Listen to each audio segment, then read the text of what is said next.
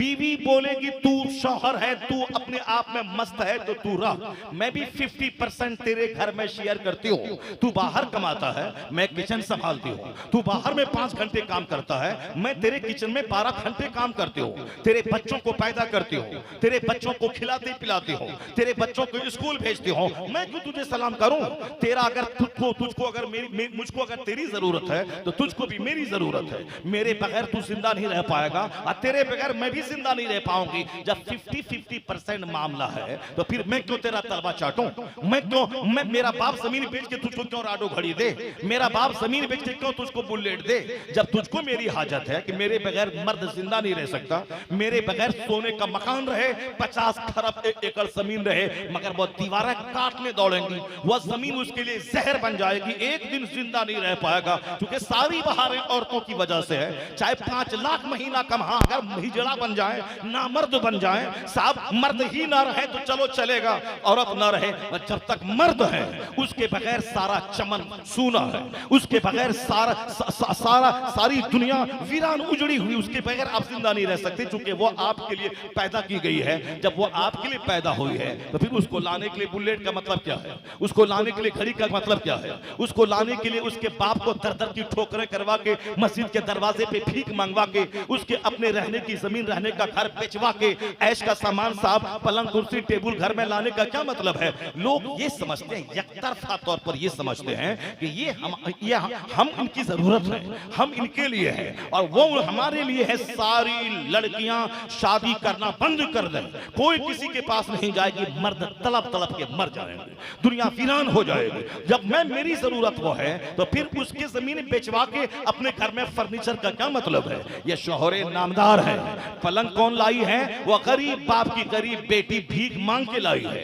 या पैर पोछने वाला कौन लाई है? वो औरत लाई है। या खिड़की का पर्दा कौन लाई है? वो औरत लाई है। या गेट का पर्दा कौन लाई है? वो औरत लाई है। या फ्रिज कौन लाई है? वो बेचारी गरीब बाप की गरीब बेटी लाई है। ये एसी फ्रिज कौन लाई है? वो गरीब बाप की गरीब बेटी लाई है।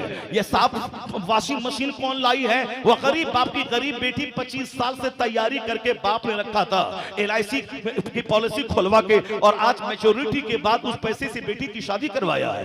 या 3 पीस पैंट शर्ट उसके बीवी के बाप ने दिया। ये शौहर नामदार है। साफ सोफा बीवी का, पलंग बीवी का, गद्दा बीवी का, सारा सामान बीवी का। तू कैसा शौहर नामदार है? तू तो नामर्द है जो अपनी कमजोर मखलूक का सारा सामान इस्तेमाल कर रहा है। मर्द है वो जो खुद से मेहनत करे, चट्टान तोड़े, मेहनत करे, अपना घर बनाए, फ्रिज खरीदे, AC लाए, पर्दा लाए, पलंग खरीदे, गद्दा खरीदे, फ्रिज लाए, वॉशिंग मशीन लाए, और एक औरत को बगैर किसी मुतालबे के नेक खातून को अपने निकाह में ले आए और कहे ये मेरा घर है रानी बन के तू रह, ये मेरा फ्रिज है रानी बन के तू ठंडा पानी पी, या मेरी AC है रानी बन के तू इसमें आराम कर। मालूम है अगर ऐसी मर्दानगी का मुजाहिरा हुआ तो 80 साल का बूढ़ा हो जाएगा, न तलाक होगी, न तकरार होगी, न केस मुकदमा कभी होता रहेगा, मोहब्बत की खैरात बढ़ती रहेगी। नारे तकबीर, नारे रिसालत, मसलके आला हजरत, एजाज़े कुरान कॉन्फ्रेंस, अल्लामा डॉक्टर शहरयार रजा खान। नहीं बनोगे मोमिन जब तक कि आपस में मोहब्बत न करो। आपस में मोहब्बत करने के लिए एक आदमी की जमीन बेचवा के मोहब्बत कभी नहीं होगी, उसको भीख मंगवा के मोहब्बत कभी नहीं होगी। 100 बारात लेके जाएं, ये मसाज हिंदुआना मुशरिकाना है, मोमिनाना रवाज नहीं है। इस्लाम ने यकतरफा तौर पर महर की रकम मर्दों पे दिया है, तुझको देना है, उनका खाना कपड़ा तुमको देना है, और फिर लड़की को ब्याह करके घर पे लाने के बाद वलीमा का खाना तुझको देना है। बारात का खाना कोई मतलब नहीं है, मतलब है वलीमा का खाना। वलीमा का खाना कौन देगा? लड़का देगा। महर की रकम कौन देगा? लड़का देगा।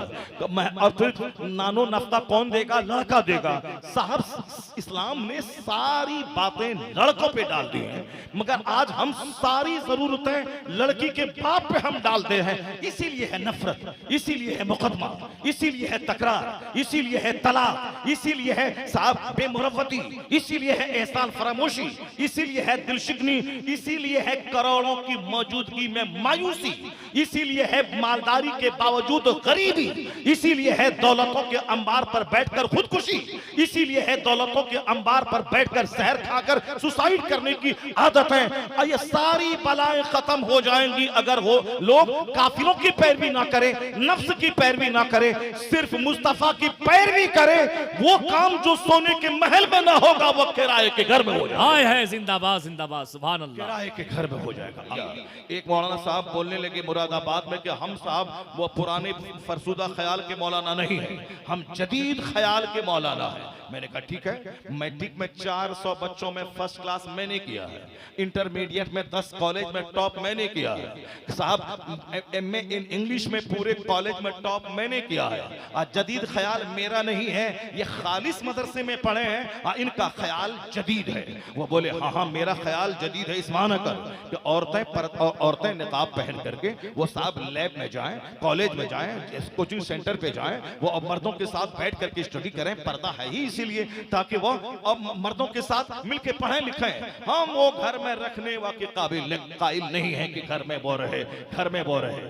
मैंने कहा हाँ, कुरान अल्लाह का कलाम है, अल्लाह ने ही हमको पैदा किया, अल्लाह ने ही औरतों को पैदा किया, अल्लाह ने मर्दों को पैदा किया, अल्लाह ने सूरज और चांद पैदा किए। अल्लाह ही दुनिया को विनाश कर देगा, दुनिया को खत्म कर देगा, कयामत कायम होगी, फिर सबको जिंदा करके उससे दोबारा हिसाब लेगा। अल्लाह ही रात लाता है, अल्लाह ही दिन लाता है, अल्लाह मखलूरों को सजा देता है, अल्लाह मालदारों को भिखारी बनाता है, भिखारी को मालदार बनाता है। वही रब है जो जालिमों के टेने तोड़ देता है, उसे जलील कर देता है। वही अल्लाह है जो गरीबों को बादशाह बना देता है। वही अल्लाह है जिसे चाहता है हुकूमत देता है, जिससे चाहता है छीन लेता है। वो अल्लाह को मालूम है जिसने हमको पानी के एक कतरे से पैदा किया है। वह नापाक कतरा जो बाप की रीढ़ की हड्डी और माँ के सीने की हड्डी से निकलता है, वह बच्चा की माँ की बच्चादानी में पहुंचता है। उसी पानी के कतरे में नाक नक्शे की तामीर होती है, उसी में हड्डी का ढांचा तैयार होता है, उसी में गोश्त चढ़ता है, उसी में चमड़े का लेमिनेशन लगाया जाता है, उसी में जान डाल के फिर माँ की शर्मगाह से अजूबा इंसान को पैदा करता है। जो अल्लाह पानी के एक कतरे से इंसान को पैदा किया है, तो यार नापाक कतरे से पैदा हुआ इंसान, इसकी सोच कैसी होगी? जो कई बार शर्मगाहों से गुजरा है, इसकी सोच कैसी होगी? जो 2 केजी पखाना पेट में लेके चलता है, इसकी सोच कैसी होगी? वो खुदा जो कायनात का खालिक है, वो जो कहता है उसकी बात सच है। और ये नापाक कतरे से पैदा होने वाला, इनकी फिक्र कमजोर, इनकी फिक्र कमजोर, इनकी आदत कमजोर, इनकी पर्सनैलिटी कमजोर, इनका वजूद कमजोर। यानी हमारे पीछे है मौत की तलवार, हमारे पीछे है गम की तलवार, हमारी गर्दन पे है हादसात की तलवार। हम तो सुनामी के बीच में है, हम तूफान के बीच में है, हम जलजले के बीच में है, हम रुसवाई के बीच में है। यानी जो इस कदर मसाइब व आलाम के बीच में हो, ये बोले मेरी फिक्र है, मेरी फिक्र है, तेरी फिक्र नहीं, तेरी फिक्र नहीं। बात वो सच्ची है जो तेरा पैदा करने वाला है, जो कायनात का खालिक है। तो कायनात का खालिक क्या कहता है? कायनात का खालिक कहता है वह करना फी बयूतिकुन्ना वला तबर्रजना तबर्रुजल जाहिलिया। कायनात का खालिक कहता है जो औरत और मर्द का पैदा करने वाला है। अल्लाह कहता है औरतों अपने घरों में ठहरी रहो, दौरे जाहिलियत की आवारा घूमने फिरने वाली औरतों की तरह आवारा मत फिरा करो। करना फी बयूतिकुन्ना, अपने घर में ठहरी रहो। और ये कहते हैं कि घर से बाहर निकलो, मर्दों की महफिल की जीनत बन जाओ। नहीं देखा तुमने, ये लोग मेरा मजाक उड़ाते थे कानून पर्दा का, लेकिन आर्जिकल मेडिकल कॉलेज कलकत्ता में रेप करने वाला, मर्डर करने वाला, वो कोई जाहिल नहीं था, कोई रिक्शा चालक नहीं था, वो पढ़े लिखे लोग थे। औरत भी एमडी करने वाली थी और उसके रेप करने वाला वो उसी कॉलेज में रहने वाला था। मैं कहता मुजफ्फरपुर के शेल्टर होम में जो भी औरतों के साथ हुआ, उस औरतों पनाह गुजी औरतों के साथ में वो कोई जाहिल लोग नहीं थे, वो गांव के काश्तकार नहीं थे, वो सब पौष किस्म के लोग थे, मंत्री लोग थे, मिनिस्टर लोग थे, ऑफिसर लोग थे। यानी औरतों को परवरिश के नाम पे शेल्टर होम चल रहा है और जवान होने के बाद रात में काले कारतूत अंजाम दिए जा रहे हैं। इसका मतलब है कि औरत इसके लिए नहीं पैदा आदमी की मेरी निगाहों के सामने फटा हुआ जींस पहन कर रहे, चुस्त टी शर्ट पहन कर रहे, उस दुनिया में ज़लज़ला पैदा होगा, ज़िनाकारी का तूफान आएगा। आर्मी की मौजूदगी में ज़िना, कोर्ट की मौजूदगी में ज़िना, मेडिकल कॉलेज में ज़िना, मंत्री के घर में ज़िना, फिल्म इंडस्ट्रीज में ज़िना, स्कूल में ज़िना, कॉलेज में ज़िना, तुम्हारी पुलिस की मौजूदगी में ज़िना, आर्मी की मौजूदगी में ज़िना, अमेरिका से लेकर हिंदुस्तान तक ज़िना। ये कारनामा है मखलूत तालीम का, ये कारनामा है चुस्त जींस टी शर्ट का, ये कारनामा है फटे हुए जींस पहनने का, ये कारनामा है दुपट्टा हटा के नंगे सर घूमने का। तुम पुलिस की मौजूदगी में ज़िना रोक नहीं पाए, सारी दुनिया ज़िनाकारी से भर गई और तुम परेशान हो कैसे हम करें। निर्भया के कातिल को तुमने फांसी के फंदे पे चढ़ाया, फिर भी ज़िना नहीं रुका। आरजीकर मेडिकल कॉलेज में दिन दहाड़े ज़िना हुआ तो फिर तुम नहीं रोक पाया। तो अब मेरी बात सुन ले, आर्मी की मौजूदगी में ज़िना नहीं रुक पाया, कोर्ट की मौजूदगी में ज़िना नहीं रुक पाया, 5 आदमी को फांसी के फंदे पे लटकाया तो भी ज़िना नहीं रुक पाया। अब कम से कम इस्लाम का फार्मूला मान ले। इस्लाम का फार्मूला है जब औरत जवान हो जाए उसे मोटी चादर डाल दे, जब मोटी चादर के अंदर रहेगी उसका हुस्न भी छुपा रहेगा, उसका ऐब भी छुपा रहेगा। वह काली कलोटी भूतनी रहे तो भी कोई नहीं जानेगी कि भूतनी है, वह हुस्न जमाल की देवी रहे तो भी कोई नहीं जानेगा हुस्न जमाल की देवी है। तो कानून हया, कानून पर्दा नाफिज कर दे। जो सेना के रसिया थे औरतों की आबरू के मुहाफिज हो गए अरब में, खुद न थे जो राह पे औरों के हाथी बन गए। क्या नजर थी जिसने मुर्दों को मसीहा कर दिया। पुलिस की मौजूदगी में सेना नहीं रुक पाया। अब हिंदुस्तान कानून पर्दा नाफिज करे, कानून हया नाफिज करे। मेरा दावा है 80% सेना का कारोबार घट जाएगा, इफ्फत माफी का माहौल हिंदुस्तान में पैदा हो जाएगा। नारे तकबीर, नारे रिसालत, मजहबे इस्लाम, एजाज़े कुरान कॉन्फ्रेंस। वही जो अल्लाह के रसूल की बात है, अल्लाह रसूल की बात को हाँ सच है मगर इस दुनिया में नहीं चलेगा। जैसे मुसलमान भी कहते हैं हाँ हाँ कुरान सच है मगर इस दुनिया में कौन मानता है, कौन उस पर चलेगा। हुजूर सच कहते हैं मगर इस जमाने में कौन हुजूर की बात पे चलने वाला है। अगर सच माने तो व्यापार नहीं होगा, झूठ नहीं बोले तो कारोबार नहीं चलेगा। तो हमने अपने हाथों रुसवाई को खरीदा है, जिल्लत हमने खुद से मोल ली है, रुसवाई हमने खुद से खरीदी है, हमने खुद तबाही को दावत दिया है। हम दौलतों के अंबार पे बैठ के भी हम जलील हैं, ये इसके जिम्मेदार हम खुद हैं। अल्लाह ने जिसको पैदा किया ये अपने मनमाने ढंग से जीना चाहता है। अल्लाह के रसूल को जिसके लिए मॉडल बना के भेजा गया उस मॉडल से हट के फिल्म एक्टर को अपने लिए मॉडल मान रहे हैं। मैं कहता हूं मेरे बच्चे, मेरे लाल, मेरे लाडले, तुम जिसकी नकल करके जोकर की तरफ बाल रखता है, तुमने कभी देखा सुशांत सिंह राजपूत जैसा खूबसूरत स्मार्ट लीन एंड थीन नौजवान, वो उन्होंने अपने घर में करोड़ों के फ्लैट में समंदर के किनारे बंबई में फांसी के फंदे पे लटक गया। क्या क्या गम था, क्या टेंशन था, क्या परेशानी थी। फिल्म इंडस्ट्रीज में काम करता था, 5 साल में एक फिल्म बना देता, 50 करोड़ रुपए कमा लेते, आराम से खाता पीता, अमेरिका घूमता, ब्रिटेन घूमता, फ्रांस घूमता, मलेशिया जाता, थाईलैंड जाता, घूमता रहता। लेकिन कुछ तो है कि अरबों की मौजूदगी में फांसी के फंदे पे लटक क्यों गए। कुछ तो है, वजह तो है।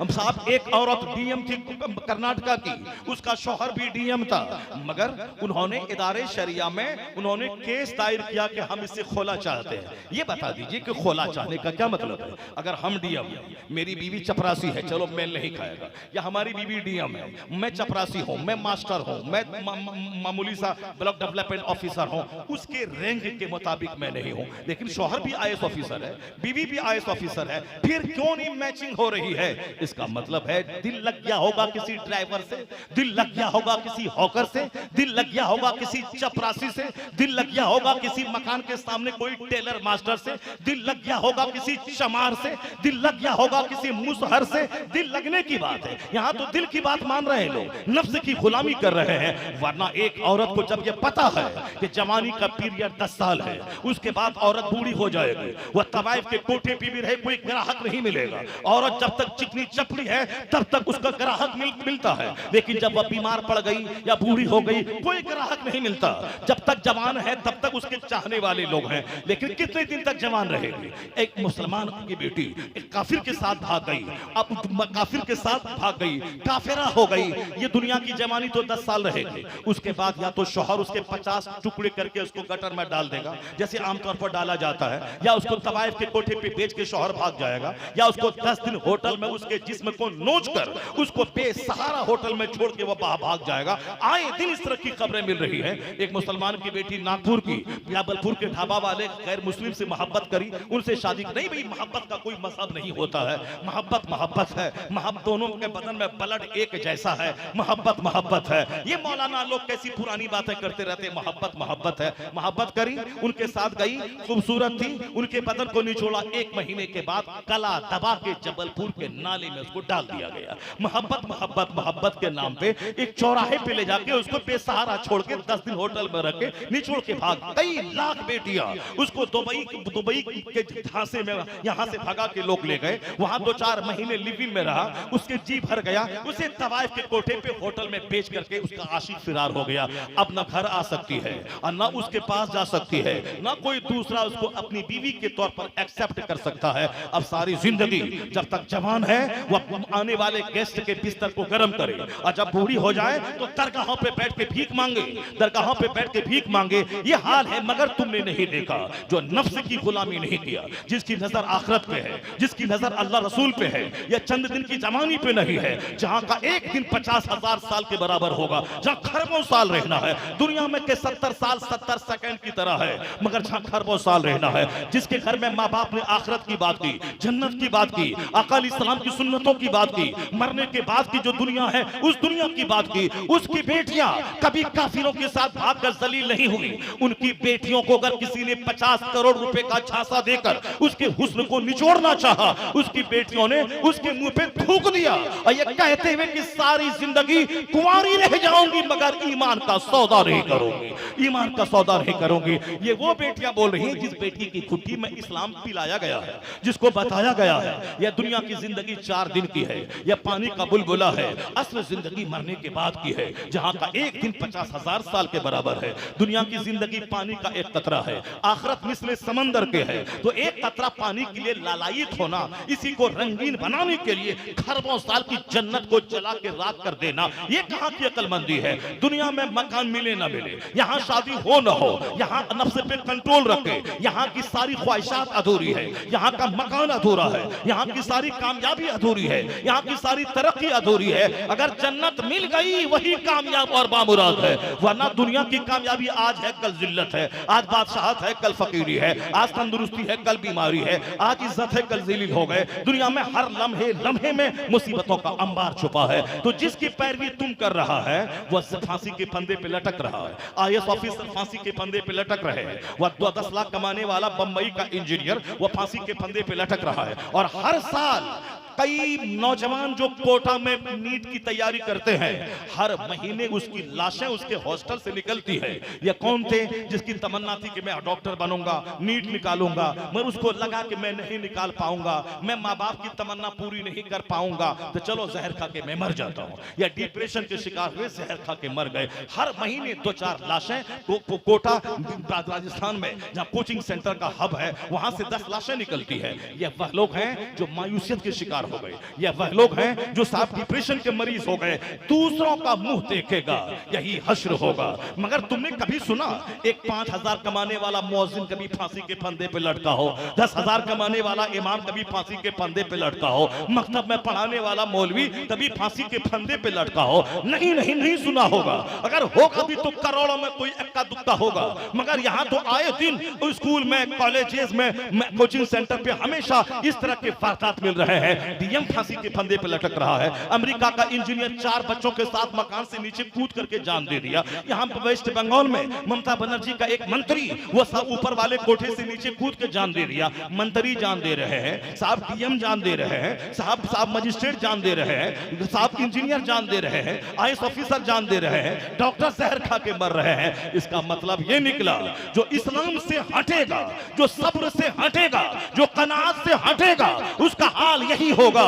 और इस्लाम का क्या फॉर्मूला है? सब्र बड़ी दौलत है, कनात बड़ी दौलत है। अल्लाह पर जो भरोसा करता है वो कभी जहर नहीं खाएगा। वमन यतवक्कल अलल्लाह फहुवा हस्बुह, जो अल्लाह पे भरोसा करता है अल्लाह उसके लिए काफी हो जाता है। जिसके मॉडल मुस्तफा है, जिसके घर में 2-2 महीने तक चूल्हे में आग नहीं सुलगती थी, जिसका मॉडल फिल्म का एक्टर हो, वो जहर खाएगा, वो रुस्वा होगा। लेकिन जिसके लिए मॉडल मुस्तफा हो जाए, अमीरी में भी सलामत रहेगा, गरीबी में भी सलामत रहेगा। नारे तकबीर, नारे रिसालत, मसलके आला हजरत, एजाज़े कुरान कॉन्फ्रेंस, मजहब इस्लाम, जश्न दस्तारे हुफाज़े कराम, खलीफे हुजूर ताजुल शरिया अल्लामा डॉक्टर शहरयार रजा खान। एक कौम मुस्लिम कभी किसी फिल्म एक्टर को अपना मॉडल नहीं बनाना, कभी किसी लीडर को अपना मॉडल नहीं बनाना, कभी किसी डीएम का अपना मॉडल नहीं बनाना।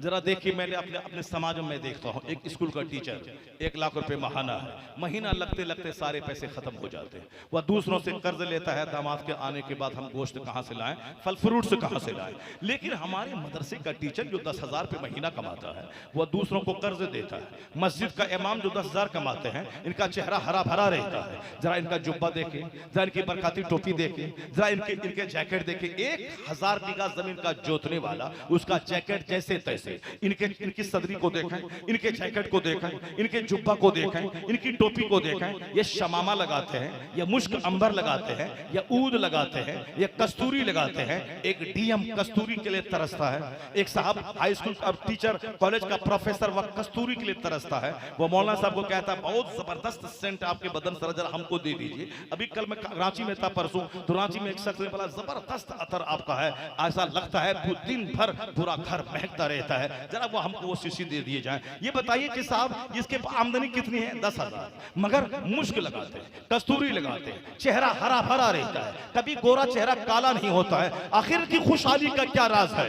वहां डीएम है, जहर खा के मर रहे हैं, वहां साहब इंजीनियर है, जहर खा के मर रहे हैं, और यहाँ 10,000 रुपए में मस्त है, जबरदस्त आयरन वाला कपड़ा और जबरदस्त चेहरे पे हरियाली, आंखों में सुरमा। ये हरियाली का राज क्या है? एक राज यही है कि इनके पास सब्र है, इनके पास कनात है, इनके पास ज्यादा मॉल बनाने, जमीन खरीदने की चाहत और ललक नहीं है। वहां 1 करोड़ रुपया है और 2 करोड़ की जमीन का सौदा कर लिया। 1 करोड़ तो अपने पास है, 1 करोड़ कहां से लाएंगे? 10 लाख इनसे, 10 लाख उनसे, 10 लाख उनसे। अब सारी जिंदगी इसकी टोपी उसको सर, उसकी टोपी उसके सर, सारी जिंदगी परेशान, मकरूज, कभी खुश नहीं रहेगा। अब इनको ना मॉल बनाने की चाहत है, ना जमीन खरीदने का शौक है, ना गाड़ी खरीदने का शौक है, जो आमदनी उसी में मस्त है। और दूसरी सबसे बड़ी बात यह है कि सबसे अच्छा वो जो कुरान सीखे और सिखाए।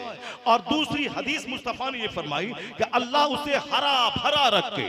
न तरल्लाहु अमरन मन समिअ मिन्ना हदीसन फबल्लगहु कमा समझना। गौर से सुनिएगा, इनकी हरियाली का राज क्या है?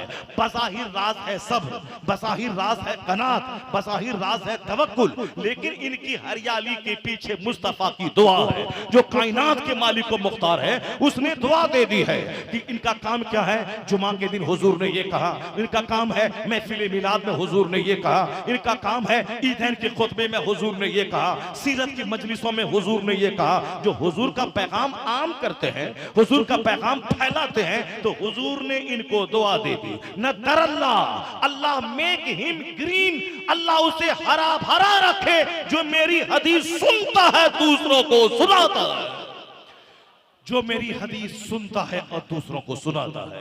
यही मुस्तफा की दुआ है, जिसकी वजह से अइम्मा मुस्कुराते हैं, उलमा मुस्कुराते हैं, मशाइख मुस्कुराते हैं। जहां सब्र है वहीं मुस्कुराहट है, जहां कनात है वहीं बेनियाजी है, जहां हुजूर की दुआ है वहीं हरियाली है।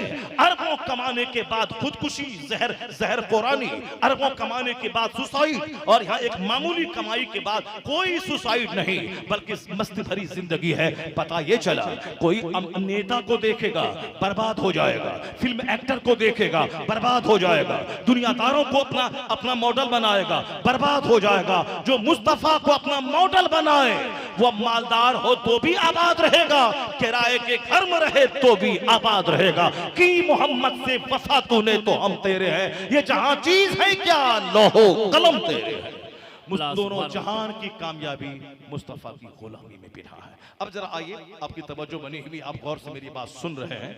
अगरचे मुझको 1 घंटे से ज़्यादा नहीं बोलना चाहिए, लेकिन हमारे दोस्त अहबाब का मशवरा होता है कि साहब आप इतना क्यों बोलते हैं। अभी फरवरी का महीना कल से शुरू होने वाला, 1 से लेकर 28 तारीख तक 32 तकरीरें मुझको करनी है, अगर अल्लाह ने हयात से रखा।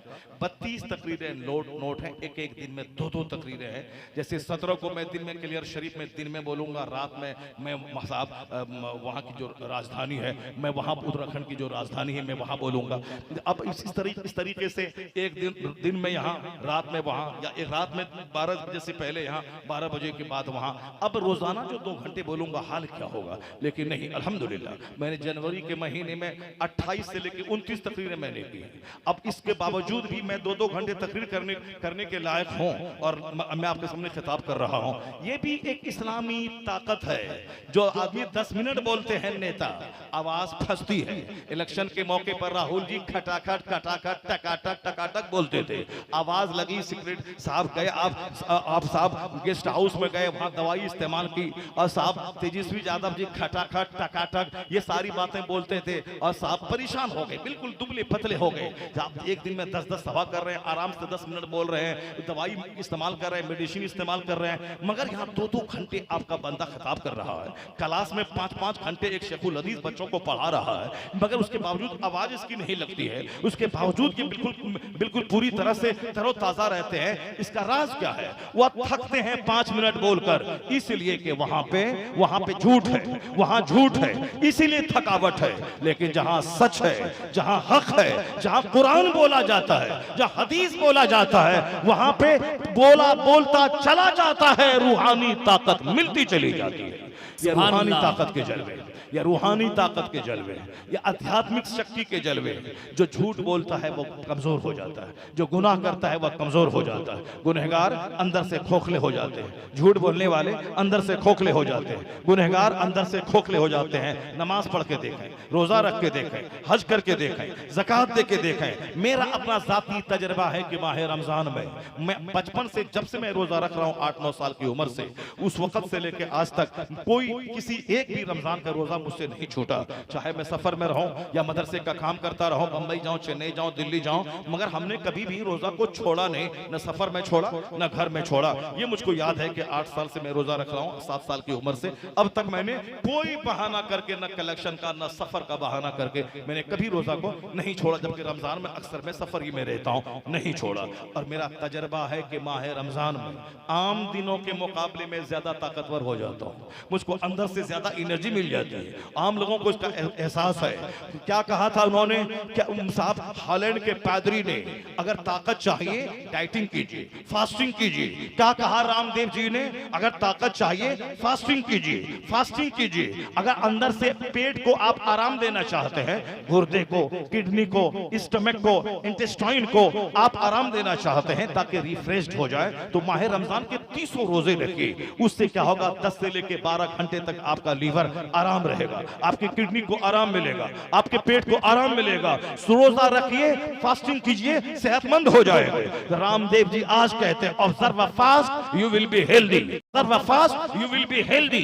दुनिया के बड़े बड़े साइंटिस्ट आज कहते हैं observe fast you will be healthy. कुर्बान हमारे पैगंबर 1400 साल पहले कहा, सुमू तसहु, रोजा रखो सेहतमंद हो जाओगे। जहां दानिश्वरों की फिक्र आज गई है, वहां पैगंबरे आजम ने 1400 साल पहले जो जीवन गुजारने का आदेश दिया है, इसलिए कहा जा सकता है कि हजारों वैज्ञानिकों की फिक्र जहां पहुंची, वहां मुस्तफा ने उस फिक्र को 1400 साल पहले दुनिया के सामने रखा है। कोई थिंकर बड़ा नहीं, कोई प्रोफेसर बड़ा नहीं, कोई साइंटिस्ट बड़ा नहीं, सारे अच्छों में अच्छा समझिए जिसे, है उस अच्छे से अच्छा हमारा नबी। नारे तकबीर, ऊंचा समझिए जिसे, है उस ऊंचे से ऊंचा हमारा। माशाअल्लाह, अकाल इस्लाम लाजवाब, अकाल इस्लाम की बात लाजवाब। अब जरा गौर से सुनिए, हमारे लोग मायूस हैं कि हमारा मुस्तकबिल क्या होगा, आने वाला दिन हमारा कैसा होगा, आने वाला वक्त हमारा कैसा होगा। मुसलमान मायूसियत के शिकार हैं, मुसलमान डिप्रेशन के शिकार हैं। हिंदुस्तान के अहवाल देखते हैं, फिलिस्तीन के हालात देखते हैं, अरब ममालिक के हालात देखते हैं, मुसलमानों को एक चिंता, एक फिक्र सता रही है। आने वाला वक्त कैसा होगा, मेरे बाल बच्चों के लिए कैसा होगा, हमारे मुल्क के लिए कैसा होगा। कुछ नहीं होगा। आपके पैगंबर ने जो कुछ कहा है उसको गौर से सुनिए, और आपके रब ने जो कुछ कहा है उसको गौर से सुनिए। ये कुरान पाक की गैबी खबरें हैं, ये कुरान पाक की खबर सुनिए। लोग नेता कहते हैं इस्लाम खतरे में है, संभल जाओ। मौलाना मेरे जैसा कहता है इस्लाम खतरे में है, तुम संभल जाओ। इस्लाम कभी खतरे में नहीं था, इस्लाम कभी खतरे में न था, न है, न कयामत तक रहेगा। अलबत्ता बदअमल मुसलमान खतरे में रहते हैं, जो झूठ बोले वो खतरे में है, जो शादी ब्याह में काफिरों की नकल करे वो खतरे में है, जो मुश्रिकों की तरफ बर्थडे पार्टी में पैसे पानी की तरह बहाएं वो खतरे में है, जिनकी बेटियां जींस टी शर्ट पहन के दावतें ज़िना दें वो खतरे में है, जिनके घर में सारा माहौल काफिराना मुशरिकाना हो वो खतरे में है, मस्जिदें उजड़ जाए वो खतरे में है, रमजान के दिन में दवाई कमर में लेकर के झूठ बोले, रोजा न रखे वो खतरे में है, ज़कात फर्ज हुआ था 25 साल पहले, डिलेट करते हुए 25 साल तक उसको मौखर करते रहे वो खतरे में है, अपनी बेटी की शादी बेटे की नौकरी का बहाना बना के ज़कात न निकालें, हज न करें वो खतरे में है। इस्लाम कभी खतरे में नहीं था, न है, न आज है, न कयामत तक रहेगा। मेरी बात झूठी, अल्लाह की बात सच्ची, अल्लाह की बात सच्ची। हम कहते हैं इस्लाम खतरे में है, अल्लाह कहता है नहीं। युरीदून लियुत्फिउ नूरल्लाहि बिअफ़वाहिहिम वल्लाहु मुतिम्मु नूरी। अल्लाह कहता है ये मुशरिक अपने मुंह से इस्लाम का चिराग बुझाना चाहते हैं, अल्लाह उस नूर को पूरा करना चाहता है, अल्लाह उस नूर को पूरा करना चाहता है। ये मुशरिक बुझाना चाहते हैं, नूर बुझाना चाहते हैं, अल्लाह उस नूर को पूरा करना चाहता है। तो बंदों का चाहा हुआ नहीं होगा, होगा वही जो अल्लाह चाहेगा। तो अल्लाह चाहता है इस्लाम मुकम्मल होकर रहे, इस्लाम का नूर बुझे नहीं, हर घर में पहुंच जाए। तो जो अल्लाह चाहेगा वह होगा, जो बंदा चाहेगा वो नहीं होगा। ये हजार एड़ी चूटी का जोर सर्फ करे नहीं होगा। नहीं, तुमने देखा आज की तारीख में कहा था 3 दिन में मैं गाजा तबाह कर दूंगा, 3 दिन में हमास के नौजवानों को मैं नहीं जिंदा नहीं छोड़ूंगा, 3 दिन में। मगर आज आंखें फटी हैं सारी दुनिया की। 16 महीने गुजर जाने के बाद आज उसी उजड़े हुए उस शहर में जहां के मकान मलबे में तब्दील हो गए, मगर हमास की चमचमाती हुई कारें, उसका मोटा मोटा जिस्म, उसका महंगा हथियार सारी दुनिया वालों को बता रहा है कि जो 3 दिन में मिटाने का सपना देखा था, 16 महीने के बाद वह नौजवान जिंदा है, वह शान से जिंदा है, उसकी ताकत जिंदा है। मकानात तो गिर गए मगर ईमान जिंदा है। पता ये चला कि काफिरों का चाहा हुआ नहीं होता है। दुनिया ने देखा बम की ताकत, हिरोशिमा पे इतना बम नहीं गिरा जितना फिलिस्तीन पे गिराया गया, नागासाकी पे इतना बम नहीं गिरा जितना फिलिस्तीन पे गिराया गया। मगर इतने बम गिराने के बावजूद ये जिंदा है। इस बात की दलील है कि जहां बम की ताकत फेल हो जाए वहां ईमान की ताकत अंगड़ाइया लेती है, ईमान की ताकत अंगड़ाइया लेती है। फिलिस्तीन के मुसलमानों का जज्बा यह ईमानी ताकत है। दुनिया के मुसलमान कहते थे क्यों लड़ना था, क्यों जाना था, क्यों अटैक करना था, जबकि रोजाना 50 लोग मारे जा रहे हैं, रोजाना मस्जिद अक्सा में मारे जा रहे हैं, रोजाना वेस्ट बैंक में मारे जा रहे हैं। मगर एक तरफा जब रोजाना मार ही रहा है, मरना ही है तो चलो आर पार की जंग हो जाए। मगर लोग कहते थे कि खुद से आपने सांप के मुंह में उंगली डाला है, खुद से आप अब गए हैं। लेकिन आज 200 करोड़ मुसलमानों का सीना फख्र से चौड़ा है, 200 करोड़ मुसलमानों का सीना फख्र से चौड़ा है। उन मुजाहिदीन के कारनामों को देखकर, मुजाहिदीन तो एक बहाना है, असल तो यही है कि दुश्मन चाहे 1000 इस्लाम मिटाना चाहे, दुश्मन मिट जाएगा, इस्लाम नहीं मिटेगा। इस्लाम मिटने नहीं आया है, इस्लाम कुफ्र मिटाने आया है, इस्लाम शिर्क मिटाने आया है। पहला दिन एक बंदा ने कलमा पढ़ा था, 4 बंदे शामिल हुए, 40 बंदे 3 साल में शामिल हुए, 3 साल में 40 लोगों ने कलमा पढ़ा। मुशरिकों ने कहा मैं इस्लाम मिटा दूंगा, दूंगा। 4000 लोगों ने कलमा पढ़ लिया। मुशरिकों ने जीना मुश्किल कर दिया, मक्का छोड़ने पर मजबूर किया। 3 साल तक अबू तालिब की घाटी में मुसलमानों को कैद कर दिया, दाना पानी बंद कर दिया, अपने शहर में रहना मुश्किल कर दिया। उन मुश्किलात के बीच से गुजरते हुए इस्लाम ऐसा मुस्कुराता रहा। बोला मिटा देंगे, 4000 थे, 4 लाख लोगों ने कलमा पढ़ लिया। फिर बोला मिटा देंगे, 4 करोड़ लोगों ने कलमा पढ़ लिया। फिर बोला मिटा देंगे, 40 करोड़ लोगों ने कलमा पढ़ लिया। बहुत सारे ताकतवर आए मिटाने के लिए। आज से 100 साल पहले मुसलमानों को इतना मारा, वो गाजर मूली की तरह काट दिया ताकि अजान की आवाज बंद हो जाए, मस्जिदें वीरान हो जाए। अल्हम्दुलिल्लाह जब जुल्म बढ़ता रहा, तकलीफें बढ़ती रही, मुसलमान मुस्कुराता रहा। आज 200 करोड़ लोग हैं जिसके नाम के साथ लफ्ज़ मोहम्मद जुड़ा हुआ है। ये मोहम्मद एहसन, ये मोहम्मद कमर, ये मोहम्मद तौसीफ, ये मोहम्मद कमर, ये मोहम्मद अबू बकर, ये मोहम्मद अहमद, या 200 करोड़ मोहम्मदी फौज। पहला दिन 4 लोगों ने कलमा पढ़ा था और आज 200 करोड़ लोग हैं। इस बीच में आंधियां आती रही, इस बीच में तकलीफें आती रही, दुश्मनी बढ़ती रही, मुसलमानों को मारा जाता रहा, मगर इस्लाम वो पौधा बन के निकला कि जितनी दुश्मनी बढ़ती गई, मुस्तफा के गुलामों की तादाद में इजाफा होता चला गया। है नूरे खुदा कुफ्र की हरकत पे खंदाजन, फूकों से यह चराग बुझाया ना जाएगा। नारे तकबीर, नारे रिसालत, मसलके आला हजरत, एजाज़े कुरान कॉन्फ्रेंस। कोई नेता बोलता है तो झूठ बोलता है, अगर मौलवी बोलता है तो झूठ बोलता है, अगर हमारा कोई बंदा बोलता है तो झूठ बोलता है, हमारा कोई अरबपति बोलता है तो झूठ बोलता है। इस्लाम न कभी खतरे में था, न आज है, न कयामत तक रहेगा। अब जरा एजाज सुनिए। एक मुल्क है दुनिया में, वह थाईलैंड, उसकी राजधानी है बैंकॉक।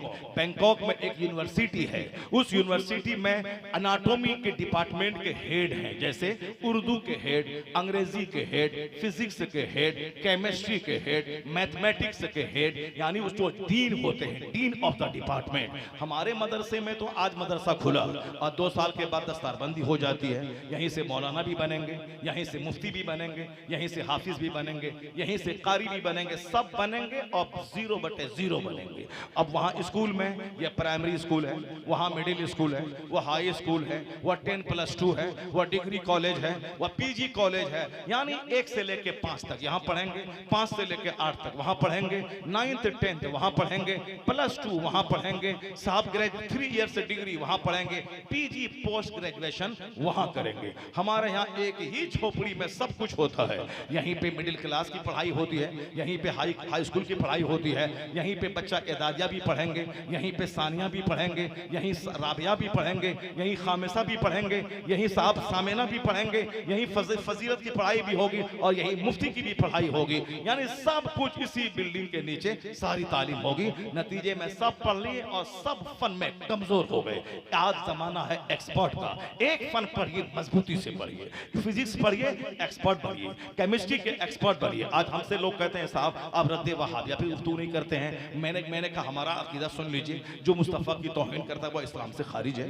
जो इस्लाम से खारिज है वो साहब अगर करोड़ों रुपए कमाता हो, अगर उसके साथ किसी ने अपनी बेटी का ब्याह कर दिया तो वो निकाह करना हराम हो गया, वह ज़िनाकारी होगी। जितने बच्चे पैदा होंगे वलदुल ज़िना वलदुल हराम पैदा होंगे। ये हमारा अकीदा है। जो मुस्तफ़ा की तौहीन करेगा, इल्म गैब की तौहीन करेगा, जो अकाली सलाम के कमालात इख्तियारात की तौहीन करेगा, जो हुजूर के इल्म गैब को जानवरों से तस्बीह देगा, बस वो गया काम से। जो आला हज़रत का फतवा है हम उसको मानते हैं। लेकिन हम ये कहना चाहते हैं, आप क्या चाहते हैं? हम साइंस भी बोलें, हम इस्लाह भी बोलें, हम साहब रद्द भी बोलें, सब कुछ हम ही करें।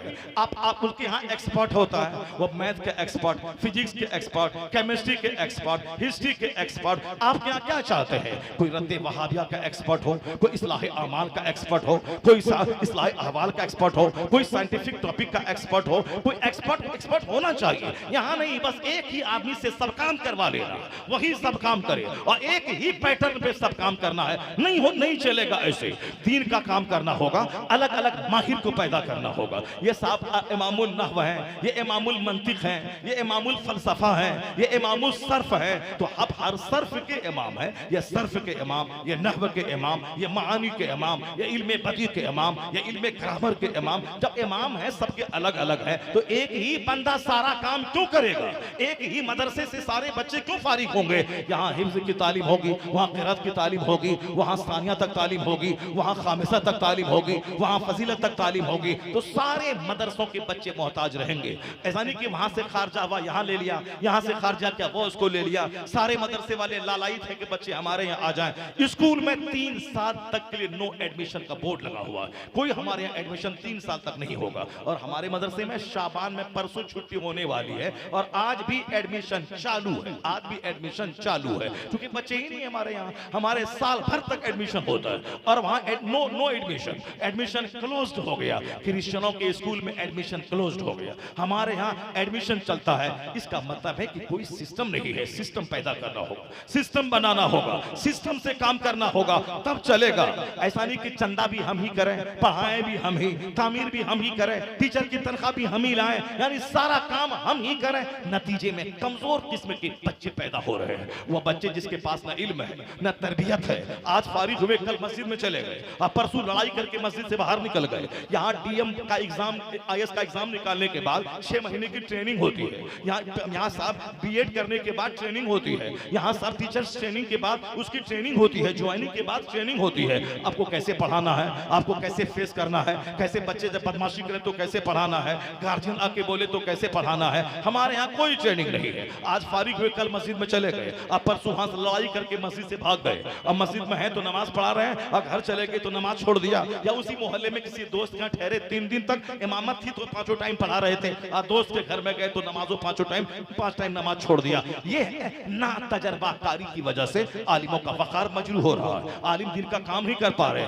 बहैसियत मुलाजिम हम काम कर रहे हैं। ट्रेनिंग देनी होगी, ट्रेनिंग देनी होगी, उसको इमामत कैसे करनी है, दरसो तदरीस कैसे करनी है, मदरसा कैसे चलाना है, नाजिम मुहतमिम बनना है तो उसकी ट्रेनिंग अलग हो, टीचर की ट्रेनिंग अलग हो, तरावी सुनाना उसकी ट्रेनिंग अलग हो, मकतब में पढ़ाना उसकी ट्रेनिंग अलग हो। बगैर ट्रेनिंग के अफराद पैदा होते हैं, नतीजे में नाकिस और खाम पैदा होते हैं, और फिर ऐसा से कमतरी के शिकार हो गए। नहीं मिला, सारी जिंदगी दूसरों के मोहताज रहे और कोई बहुत बड़ा काम नहीं कर पाए। मेहनत करनी पड़ेगी। ऐसा नहीं होता है कि आम का पेड़ लगा के अजमेर चले जाएं, बोले बाबा इसमें से सेब निकल जाए। ऐसा नहीं होता है कि गेहूं का पेड़ लगा, पौधा लगा दें और अजमेर चले जाएं कि बाबा यहां से बासमती धान निकल जाए। यह कानून नहीं है। कानून क्या है? जैसी जमीन वैसी फसल, जैसा दरख्त वैसा फल। यह दुनिया का नियम है, जो मेहनत करेगा वो पाएगा। मुसलमान ईमान है, जन्नत जाएगा मरने के बाद। यहां अगर मेहनत नहीं करेगा कंगाल रहेगा, दूसरों के मोहताज रहेगा, दूसरों के सामने हाथ फैलाएगा। ये दुनिया मेहनत की जगह है, स्ट्रगल की जगह है, जद्दोजहद की जगह है। अगर मैं मेहनत नहीं करूं, एक मस्जिद में मैं इमामत कर लूं तो बस उसी पे इक्तफा कर लूं कि अब सारी जिंदगी नमाज पढ़ानी है और उसके बाद अपना खाना पीना भी 5000 रुपए में हमको सबर कर लेना है। तो हम अपने बच्चों को डीएम बनाना चाहते हैं, डॉक्टर बनाना चाहते हैं, इंजीनियर बनाना चाहते हैं, नहीं होगा। सारी जिंदगी इंतजार करना होगा, कौन सऊदी अरब से आ रहा है, कौन बंबई से ठेकेदार आ रहा है, उसके दरवाजे पे जाना पड़ेगा, उसकी पॉलिश लगानी पड़ेगी, फिर वहां से कुछ इमदाद लेना पड़ेगा। सारी जिंदगी ऐसे ही करते रहेंगे। मैं दाद देता हूं दिल्ली के मस्जिद के उस इमाम को जो एक छोटे से मोहल्ले की छोटी सी मस्जिद में इमामत करते थे, लेकिन जब मस्जिद वालों ने टॉर्चर किया, परेशान किया, वो भी पुरानी फिक्र के मालिक थे कि हमको इमामत करते रहना है, बाल बच्चों को स्कूल में पढ़ा देना है, हम नहीं अच्छा खा पी पाए, मेरा बच्चा पढ़ के मास्टर बन जाएगा, कम से कम मस्जिद को एक ठहरने की जगह है। लेकिन नहीं, जब उन्होंने देखा मस्जिद में रहना मुश्किल है तो उन्होंने 3 साल तक सब्र किया, सब मुक्तदियों की नाज बर्दारी की। मुतवल्ली ने कहा मुसल्ला क्यों टूटा है, क्यों बल्ब टूटा है, क्यों पंखा बंद है, क्यों लोटा गिरा हुआ है, वो सारा नाज उठाने का फैसला कर लिया। उस 3 साल के अंदर उन्होंने हमदर्द यूनिवर्सिटी में एडमिशन करवाया, रात दिन मेहनत किया, 3 साल में BUMS की डिग्री हासिल कर ली, दूसरे मोहल्ले में क्लिनिक खोल दिया। मेहनती डॉक्टर के पास मरीजों की कमी नहीं होती। जो कामचोर मोबाइल चालक डॉक्टर हो उसके पास मरीज नहीं आएंगे, जो एक ही दवाई सबको लिखता हो। लेकिन जो मेहनती हो, तमाम दवाई की कंपनियों का मुताला करता हो, कौन सी दवाई किस मर्ज के लिए सटीक है उसको देखता हो, वो दिल्ली का छोटा सा इमाम,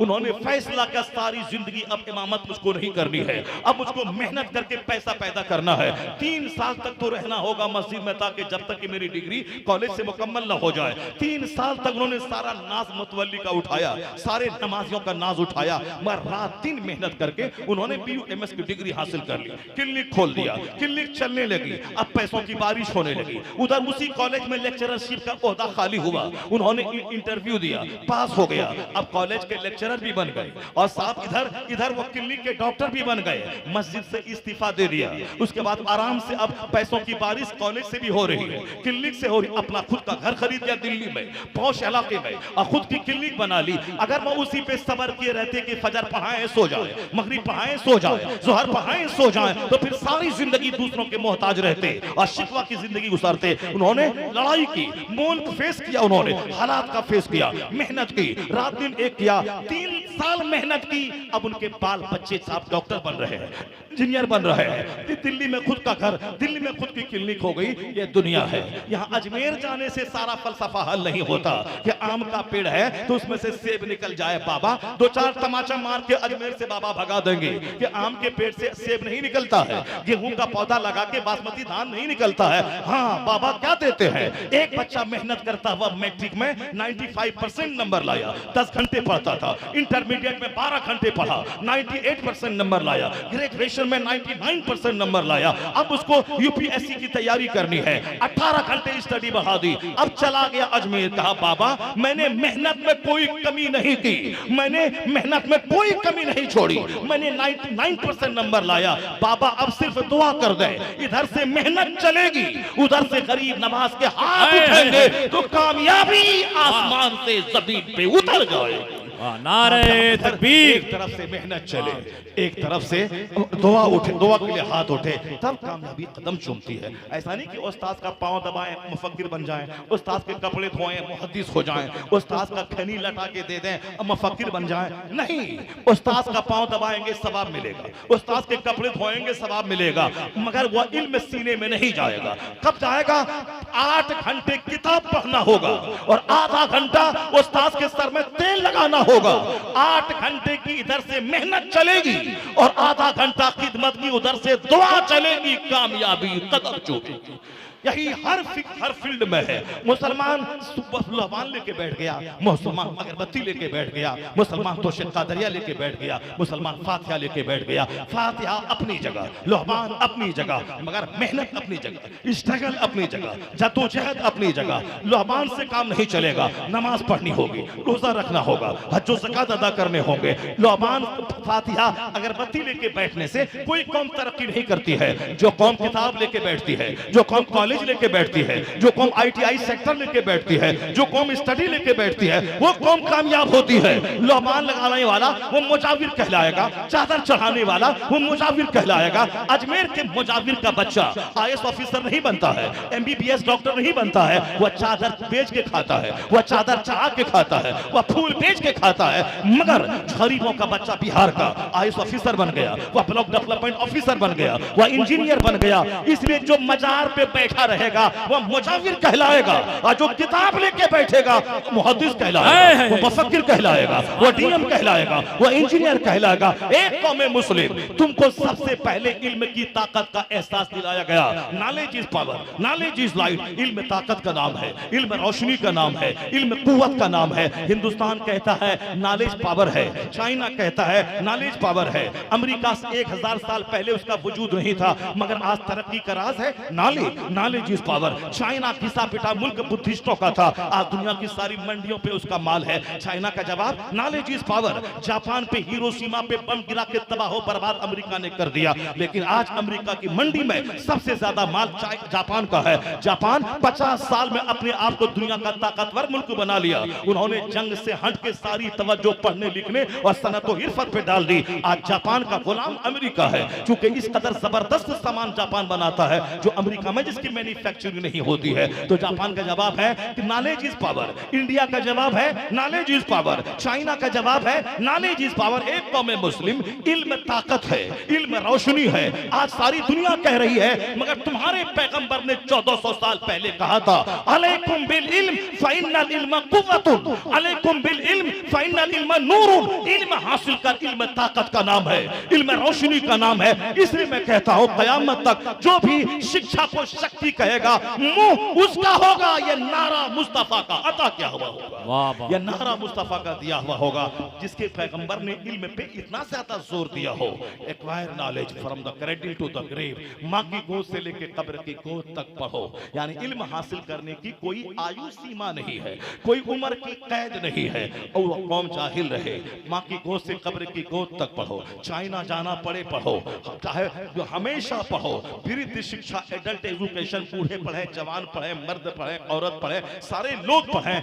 उस कौम के बच्चे अगर जाहिल हो जाएं, उस कौम के बच्चे अगर नाकारा हो जाएं, ये बहुत बड़ी ट्रेजेडी, ये बहुत बड़ी विडंबना है। आज जरूरत है जमीन न खरीदा जाए, अपने बच्चों को पढ़ाया जाए, मकान न बनाया जाए, अपने बच्चों को पढ़ाया जाए, प्लॉट न खरीदा जाए, बच्चों को पढ़ाया जाए। आज प्लॉट खुद आ जाएगा अगर बच्चे पढ़ लेंगे, बच्चे डॉक्टर बन जाए, इंजीनियर बन जाए। सिर्फ इंजीनियर डॉक्टर नहीं बनाए, उनको अपना 5 घंटे स्कूल में पढ़ाए, 5 मिनट उसको मदरसे में भेज दें, आधा घंटा मदरसे में भेज दें। सिर्फ स्कूल में पढ़ेगा तो वह खुदकुशी करने वाला इंजीनियर बनेगा, जहर खाने वाला आईएएस ऑफिसर बनेगा। लेकिन अगर मदरसे में 10 मिनट के लिए पढ़ लिया, आलिमों का चेहरा देख लिया, या 10 मिनट पढ़ाई उसको खुदकुशी से रोक देगी, उसको खुदकुशी से रोक देगी, उसको जहर खाने से रोक देगी, उसको जानवर बनने से रोक देगी। तो रोजी चाहिए, खेत खलियान जाना होगा, दुकान जाना होगा, जन्नत चाहिए, मस्जिद जाना होगा, रोजा रखना होगा, हज करना होगा, ज़कात देना होगा। तो दुकान गए बगैर रोजी नहीं मिलती, तो मस्जिद गए बगैर भी जन्नत नहीं मिलती है। दुनिया का फॉर्मूला तो बड़ा मजबूत होता है कि चलो दुनिया में मेहनत नहीं करेंगे तो कहां से रोजी मिलेगी। और जन्नत के बारे में हम सुस्त और काहिल हो जाते हैं, नमाज नहीं भी पढ़ेंगे तो अल्लाह जन्नत दे देगा। ये अपना खुद साख्ता फॉर्मूला काम नहीं करेगा। फॉर्मूला वही जो खुदा का है, फॉर्मूला वही जो मुस्तफा का है। आखिरी बात सुन लीजिए, जॉन डेविड पॉट, बहुत बड़े स्कॉलर का नाम है, उसने मदरसे के ताल्लुक से कभी कहा था, ये मदरसा ही ने साइंस को जवानी दी है, मदरसे ने ही साइंस की दुनिया में इनकलाब पैदा किया है। अरबी मदारिस के उलमा यूरोप की साइंस के बाप कहे जाने के मुस्तहिक हैं। इन्होंने कहा कि साहब ये मदरसा ही है जो दुनिया को तहकीक का रास्ता दिखाया है, यह मदरसा ही है जो दुनिया को कंसिडरेशन का रास्ता दिखाया है, जो दुनिया को दुनिया को तहकीक और डिस्कवरी का रास्ता दिखाया है। यह मदरसा ही है। ये काफी it must be owned that all the knowledge whether of physics और एस्ट्रोनॉमी और एस्ट्रोलॉजी और mathematics which flourished in Europe from the 10th century was originally derived from the Arabian schools, and the Spanish Saracen may be looked upon as the father of European philosophy। ये मौलाना नहीं बोल रहे, Europe का एक दानिश्वर बोल रहा है। ये जो दुनिया में साइंस से जवान हुई है, यह जवान हुई है फिजिक्स, केमिस्ट्री, बायोलॉजी की वजह से, और ये सारे उलूम अरबी मदरसों से लिए गए हैं। वो कहते हैं स्पेन के, अरब के उलमा यूरोप की साइंस के बाप कहे जाने के मुस्तहिक हैं, जिन्होंने तहकीक का दरवाजा खोला, जिन्होंने दिमाग जलाने का रास्ता दिखाया। दिमाग जला तब हवाई जहाज मिला, दिमाग जला तब माइक्रोफोन मिला, दिमाग जला तब साहब क्या है कि फ्रिज और एसी और कूलर वजूद में आया। तो दिमाग जलाने का पैगाम इस्लाम ने दिया है। फलयंजुरुल इंसानु मिम्मा खुलिक अफला यंजुरूना इलल इबिली कैफ खुलिकत व इलस समाई कैफ रुफिअत व इलल जिबाली कैफ नुसिबत। यानी they don't see how the camel is created. ये रिसर्च का रास्ता इस्लाम ने दिखाया है। इसलिए एक कौम मुस्लिम, आज दुनिया में जितने कॉलेजेस आबाद हैं, जितने स्कूल आबाद हैं, जितनी दरसगाहें आबाद हैं, आबाद कराने में ये बुनियादी तौर पर रोल मदरसे का रहा है। कॉलेज की तारीख 500 साल की तारीख है, मदरसे की तारीख 1500 साल की तारीख है। इसलिए क़यामत तक जो भी हवाई जहाज वजूद में आए, साइंसी तहकीकात वजूद में आए, और दिमाग जो भी जलाए, दिमाग जलाने का फॉर्मूला इस्लाम ने दिया है। इसलिए जो भी दिमाग जलाएगा, दिमाग उसका चलेगा, मगर ये रास्ता इस्लाम ने दिखाया है, ये रास्ता मदरसों ने दिखाया, ये रास्ता कुरान ने दिखाया है। अब जरा गौर से सुनिए, मेगाटेट तेजासेन थाईलैंड की राजधानी बैंकॉक का एक बहुत बड़ा प्रोफेसर है। उसने रिसर्च किया कि मैं तहकीक करूंगा कि ब्रेन पर तो तहकीक हुई है, पेट पर रिसर्च हुई है, हाथ पांव पे तहकीक हुई है, लेकिन एक डिपार्ट है जिस पर रिसर्च अब तक नहीं हुई है, मैं उस पर तहकीक करूंगा। क्योंकि वैज्ञानिक जो अनटच्ड डिपार्ट है उसको टच करते हैं, जिसको लोगों ने टच नहीं किया। ये हमारे जैसे कमजोर लोग हैं। मदरसा 10 है तो और क्या मदरसा खोल देना है। बनात का आज हवा चला हुआ है कि पर हर इलाके में बनात खोलना है और फिर एक कारोबार के तौर पर खोलना है। एक बनात खोला है, उसी को मजबूत करना है, उसी में 500 बच्चों को पढ़ाना है, अच्छी तालीम देनी है, बेपर्दगी को हटाना है। वहां कोई मनचला किस्म का आदमी उसका नाजिम बन के जिनाकारी को हवा न दे, उस पर रिसर्च करना है, गौर करना है। नहीं, एक इलाके में 50 मदरसे खोल दिए गए और 10-10 बच्ची को लेके बैठ गए और साहब बनात को बदनाम करने में इंपॉर्टेंट रोल अदा किया। मगर साइंसदान ऐसा नहीं करते हैं। अगर किसी ने ब्रेन पे काम किया है वो नहीं करेगा, किसी ने हार्ट पे काम किया है दूसरा नहीं करेंगे, किसी ने बोन पे काम किया है वो नहीं करेंगे। मेगाटेक तेजासन जी ने देखा हार्ट पे काम हुआ है, ब्रेन पे काम हुआ है, स्टमक पे काम हुआ है, लेग पे काम हुआ है, स्किन पे काम हुआ है, लेकिन एक डिपार्ट पे काम नहीं हुआ है। वो कहते हैं मैं इस पे काम करूंगा जिस पे काम आज तक नहीं हुआ है। मेगाटेक तेजासन जी ने कहा कि आज तक इस पे किसी वैज्ञानिक ने रिसर्च नहीं किया है कि दर्द का एहसास कहां होता है। दर्द का एहसास हड्डी में होता है, दर्द का एहसास गोश्त में होता है, दर्द का एहसास चमड़े में होता है, कहां होता है। मैं इस पे तहकीक करूंगा। उन्होंने दिमाग जलाया, 10 साल लगाए, किताबें लिखी, दुनिया भर की किताबों का मुताला किया, तब जाके दुनिया वालों को बताया फीलिंग ऑफ पेन चमड़े में होता है, हड्डी और गोश्त में नहीं, चमड़े में होता है। दुनिया वालों को कहा I am first man of the world, मैं दुनिया का पहला आदमी हूं जिसने इस तहकीक करके दुनिया वालों को एक नया इल्म दिया है कि दर्द का एहसास जिल्द में होता है, गोश्त और हड्डी में नहीं होता है। अब चूंकि एक नई बात थी, दुनिया वालों ने उसको गले लगाया, उसको सराहा, उसकी तारीफ की, उसको इस्तिकबालिया दिया जाने लगा। मेगाटेक तेजासन मजहबी तौर पर आजाद ख्याल था, बुद्धिस्ट से मुतासिर था और फिर एक बहुत बड़ा साइंटिस्ट था।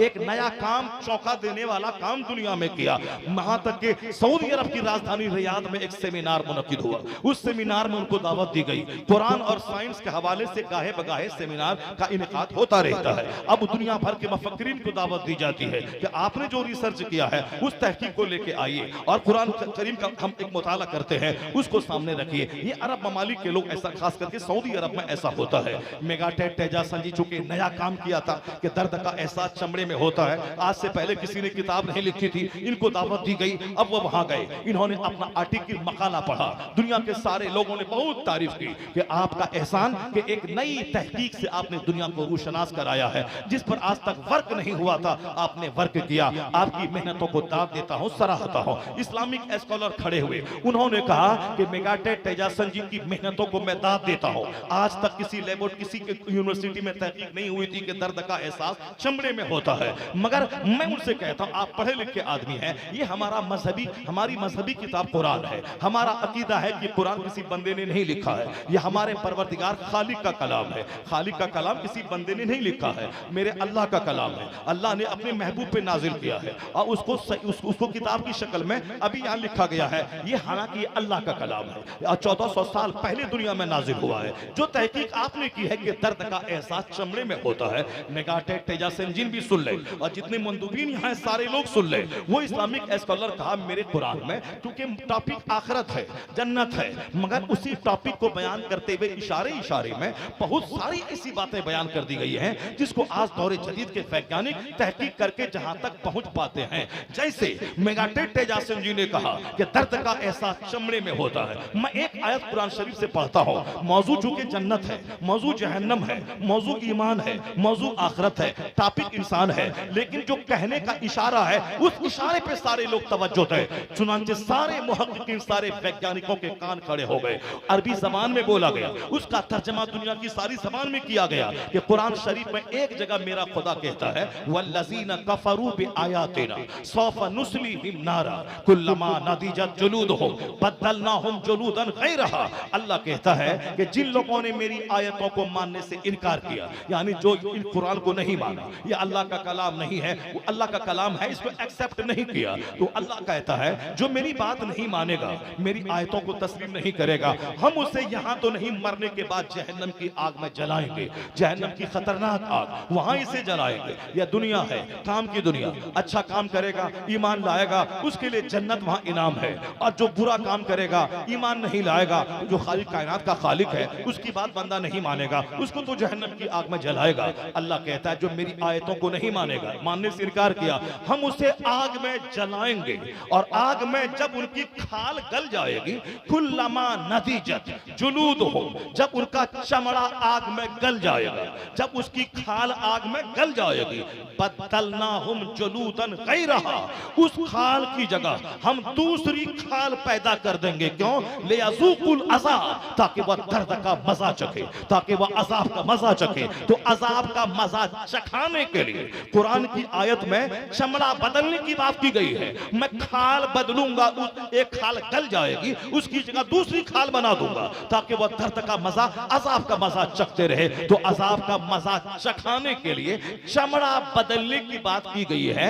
ये एक इशारा है कि दर्द का एहसास जिल्द में होता है। तो जो तहकीक मेगाटे तेजासन जी ने 10 साल तक दिमाग जला के आज दुनिया वालों के सामने रखी है, उन्होंने यही बात 1400 साल पहले से इस कुरान करीम में मौजूद है। नुज़ूल के एतबार से मेगाटे तेजासन जी अंधभक्त नहीं था, वो अंधभक्त नहीं था, मुहक्किक था, साइंसदान था, वो राइट एंड रॉन्ग को समझता था। उसने सारी दुनिया से कहा कि मैं पहला आदमी हूं दुनिया का जिसने ये तहकीक दुनिया के सामने रखी है कि दर्द का एहसास चमड़े में होता है। अगर यही बात कुरान करीम में मौजूद है तो दुनिया गवाह है कि ये कुरान बंदे का कलाम हो ही नहीं सकता है, क्योंकि मैं पहला बंदा हूं जिसने इस पे रिसर्च किया है। जब यह सच्चाई सामने उजागर हो गई, अब दुनिया गवाह है कि मेगाटेक कलमा पढ़ता है, मुस्तफा की गुलामी में दाखिल होता है। वो फिर कलमा पढ़ा, मुशर्रफ इस्लाम हुआ, सारी दुनिया जान गई तहकीक होती जाएगी, मुस्तफा के गुलामों की तादाद में इजाफा होता चला जाए। नारे तकबीर। खुदा कुफ्र की हरकत पे खंदाजन, फूंकों से चराग बुझाया ना जाएगा। आप नर्वस हैं क्योंकि आप मुताला नहीं करते हैं, मगर जो लोग मुताला करते हैं वो जानते हैं कि कोई दिन दुनिया का नहीं गुजरता जिस दिन कोई पढ़ा लिखा आदमी कलमा पढ़ के मोमिन न होता। इस्लाम आने वाले वक्त में हर घर में पहुंचेगा, हर गली में पहुंचेगा, हर मकान में पहुंचेगा, हर कच्चा घर में पहुंचेगा। अल्लाह ने तो कहा, अब मुस्तफा ने क्या कहा? हुजूर फरमाते हैं एक जमाना ऐसा आएगा, कोई ला यबका अला ज़हरिल अर्द बैतो मदरियों वाला वब्र इल्ला अदखलहुल्लाहु कलिमतल इस्लाम। हुजूर कहते हैं कोई रुए जमीन पर कच्चा घर नहीं बचेगा और कोई पक्का घर नहीं बचेगा, मगर अल्लाह वहां इस्लाम का कलमा दाखिल फरमा देगा। यानी हर पुख्ता घर में इस्लाम पहुंचेगा, हर कच्चा घर में इस्लाम पहुंचेगा, अमेरिका से लेके मलेशिया तक हर झोपड़ी में इस्लाम पहुंचेगा। और इसी को डॉक्टर बर्नार्ड शा जैसा क्रिश्चियन वो कहता है, if any religion has a chance of ruling over England ने Europe within the next 100 years it is Islam. आने वाले 100 साल के भीतर यूरोप बर्रे आजम में कोई मजहब अगर हुकूमती मजहब बनने वाला है तो वह मजहब इस्लाम बनने वाला है। इसलिए एक कौम मुस्लिम जुल्म नहीं रहेगा, ये आंधी नहीं रहेगी, या तूफान नहीं रहेगा। तूफान आता है चला जाता है, आंधी आती है चली जाती है, जालिम आते हैं चले जाते हैं, सुनामी आती है चली जाती है, सैलाब आता है चला जाता है, तेज आंधी आती है चली जाती है, कुछ नहीं होता, फिर मौसम नॉर्मल हो जाता है। उसी तरह आज जुल्म की आंधी चली है, मुशरिकों की आंधी चली है, मखलूरों की आंधी चली है। आज आंधी है, कल खत्म हो जाएगी। जब आंधी खत्म हो जाएगी, नमाज रहेगी, रोजा रहेगा, हज रहेगा, ज़कात रहेगी, आसान रहेगी, मस्जिद रहेगी, मदरसा रहेगा, कोई गुल बाकी रहेगा न चमन रह जाएगा, पर रसूलुल्लाह का दीने हसन रह जाएगा। कुछ नहीं रहेगा, इस्लाम रहेगा, कुरान रहेगा, मदरसा रहेगा, मस्जिद रहेगा, अजान रहेगी। जुल्म करने वाले मिट गए मगर इस्लाम मिट नहीं सका। और जब जब दुश्मनी बढ़ती है तब तब इस्लाम के मानने वालों की तादाद में इजाफा होता चला जाता है। इस्लाम के बारे में फिक्र नहीं करना है, कुरान एक ज़बरदस्त दलील है हमारी। बस आपको अब अपनी फिक्र करनी है कि आपको कैसे इज्जत के साथ रहना है, मेहनत करनी है, बच्चों को पढ़ाना है, मुशक्क़त करनी है, मस्जिदों को आबाद करना है, मदरसों को आबाद करना है। सिर्फ मदरसा ही नहीं, स्कूल कॉलेज अपनी तरफ से खोलना है ताकि हमारी बेटियां जींस टी शर्ट पहन के गैरों के स्कूल में तमाशा बनने नहीं जाएं। हमारा अपना स्कूल हो, अपना कॉलेज हो, अपनी तरबियत गाह हो, ताकि हम अपने माहौल में, नमाज रोज़े के माहौल में, निकाब और हिजाब के माहौल में, टोपी के माहौल में हमारा बच्चा साइंटिस्ट बने, हमारा बच्चा ग्रेजुएट बने, हमारा बच्चा प्रोफेसर बने। अगर मैं अंग्रेज़ी नहीं पढ़ता तो आपको मैं अंग्रेज़ी कैसे सुनाता?